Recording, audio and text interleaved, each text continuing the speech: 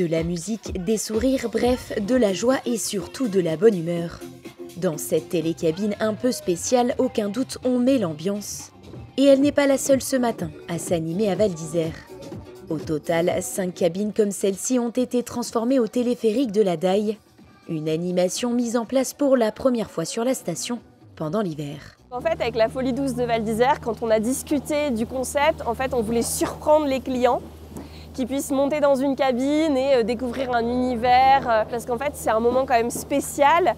Au-delà de l'appareil, on vient leur offrir un cookie, leur offrir un café, des petites animations, de la musique, c'est très chouette. Mais effectivement, c'est un événement spécial pour les surprendre. Vous l'aurez compris, à chaque cabine, sa thématique. DJ, barista, magicien ou encore boom des enfants, l'idée c'est d'offrir quelques minutes de folie et de donner le sourire. Je donne vie à Léon. C'est notre mascotte, c'est notre petit skieur qui est aussi un fin gourmet parce que ses skis ce sont des couverts, enfin ses bâtons ce sont des couverts. Et puis il est là pour aller à la rencontre des enfants surtout et puis leur faire plaisir. Ici on propose nos gâteaux faits maison et le chocolat chaud, onctueux très bon et le café. Voilà. Et donc comme ça les gens peuvent passer une petite matinée. Pour moi ça aussi c'était un peu comment rendre l'expérience de la cabine encore plus cosy. Une animation surprise qui semble en effet rencontrer du succès.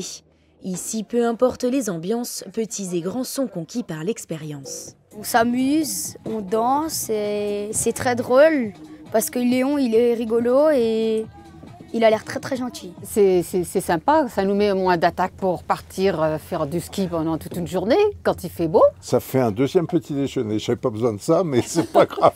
C'est surprenant, on s'y attendait pas du tout et c'est vraiment impressionnant derrière. Donc on va cogiter ce soir pour essayer de deviner où étaient passés ces 5 de pique et suite de carreau. Si cette nouveauté s'est achevée ce jeudi 24 avril, pas de panique.